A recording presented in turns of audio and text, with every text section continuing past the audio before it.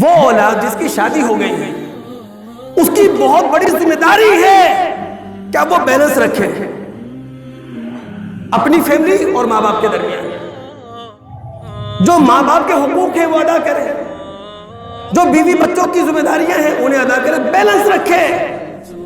یہ یاد رکھیے جو بہو ہے اس پر ساس سسر کی جو ذمہ داری ہے وہ اخلاقی درجے میں ہے، لیکن جو بیٹا ہے اس پر ماں باپ کی ذمہ داری قانونی درجے میں ہے۔ لہذا غیر ضروری طور پر، غیر منصفانہ طور پر شادی شدہ اولاد کا جھکاؤ کسی ایک طرف نہیں ہونا چاہیے۔ اگر غیر منصفانہ بنیادوں پر جھکاؤ ماں باپ کی طرف ہے یہ بھی غلط ہے، اور اگر غیر منصفانہ بنیادوں پر جھکاؤ بیوی بچوں کی طرف ہے یہ بھی غلط ہے۔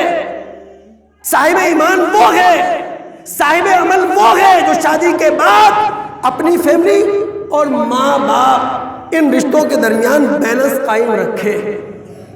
یہ ہماری ذمہ داری ہے اور ان کو قائم رکھنے کی پوری کوشش کرنا چاہیے۔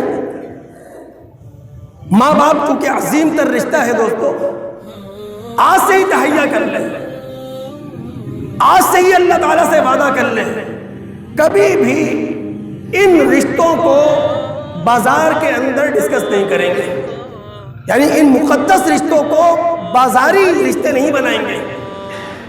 ہمارے معاشرے میں ماں اور بہن کی گالی بڑی عام ہے، بچہ ماں، اچھا اسے احساس بھی نہیں ہے کہ بھائی جو مقدس رشتہ زبان سے نکال رہا ہوں بیہودہ انداز میں، معاشرے پر اس کا کیا امپیکٹ ہوگا، کیا اثر ہوگا، کوئی احساس نہیں ہے اس کو۔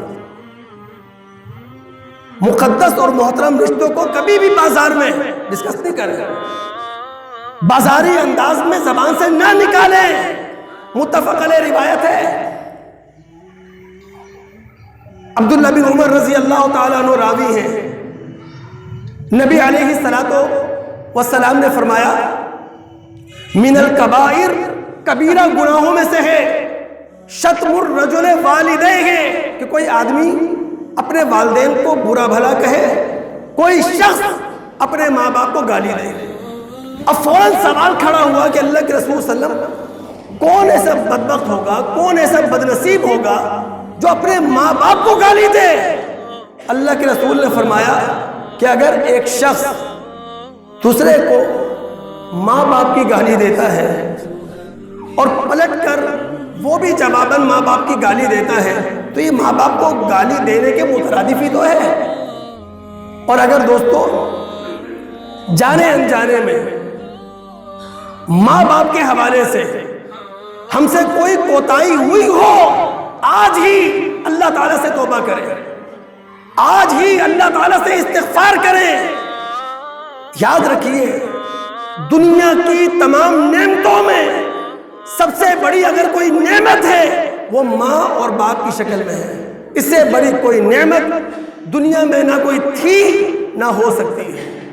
اور بڑے محروم شخص ہوں گے وہ لوگ جن کے ماں باپ حیات ہیں، یا ماں باپ میں سے کوئی ایک حیات ہے اور وہ ان کی خدمت نہیں کر پا رہا۔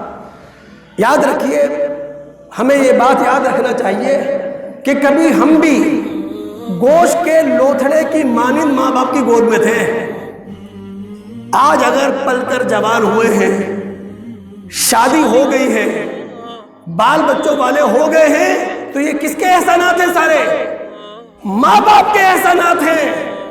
اگر جانے انجانے میں ماں باپ کے حوالے سے کوئی کوتاہی ہم سے ہوئی ہو، آج اللہ تعالیٰ سے استغفار کر لیں، آج توبہ کر لیں، اور وہ الفاظ ہماری زبانوں پر ہوں جو الفاظ سورہ احقاف کی آیت نمبر 15 میں ہیں۔